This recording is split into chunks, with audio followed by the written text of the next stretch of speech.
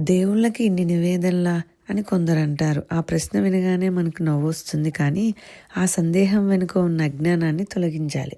నివేదనలు చేసి తీరాలి. ఇంట్లో ఒక దేవతంటూ పెట్టాక నివేదన అంటూ జరగాలి.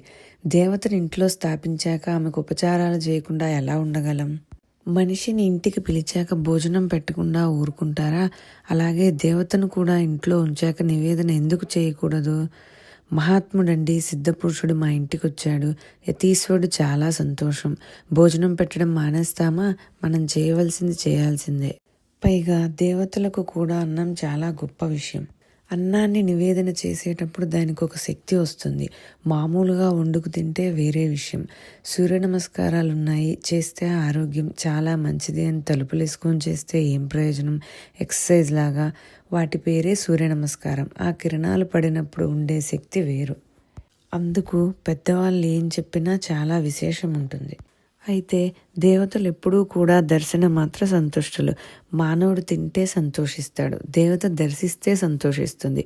అందుకే దేవతకి పదార్థం నివేదించుతాము. నివేదనతో దేవత సంతోషిస్తుంది. ఒకసారి మంత్రంతో ఆవాహన చేయగానే దేవతాశక్తి వచ్చి తీరుతుంది. ఇది నమ్మకం కాదు.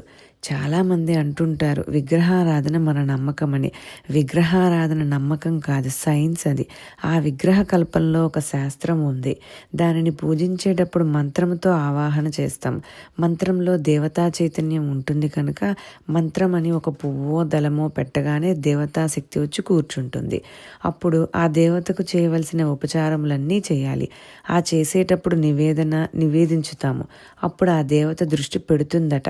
దేవతా దృష్టి పడగానే అన్నం పవిత్రమైపోతుంది. అందుకే ఆ దేవతకి నివేదించేటప్పుడు చాలా శుచిగా జాగ్రత్తగా నివేదించాలి. పిచ్చి నమ్మకాలు కాదిక్కడ.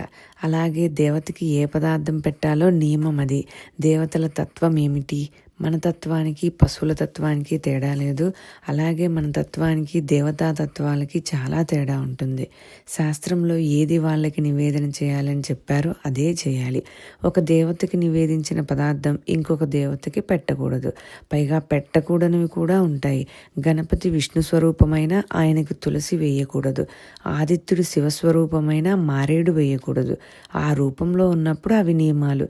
ఎందుకు ఆ నియమాలు అంటే నీకు దేవతాతత్వం ఎలా తెలుస్తుంది, ఏ శరీరానికి ఏది పడుతుంది అనేది ఆ శరీర తత్వం యొక్క లక్షణం అది. ఎవరికి ఎలా తెలుస్తుంది? శాస్త్రం చెప్తుంది, నమ్మి చేయడమే. కనుక దేవతాతత్వం శాస్త్ర ప్రమాణంతో చెప్పుకోవాల్సిందే తప్ప తర్కాలతో భౌతిక శాస్త్రాలతో చెప్పరు. ఇది మన ధర్మం, మన శాస్త్రం. ఇలాంటి మరెన్నో మంచి విషయాల కోసం తెలుగు పరంపర ఛానల్ని సబ్స్క్రైబ్ చేసుకోండి. ధన్యవాదాలు.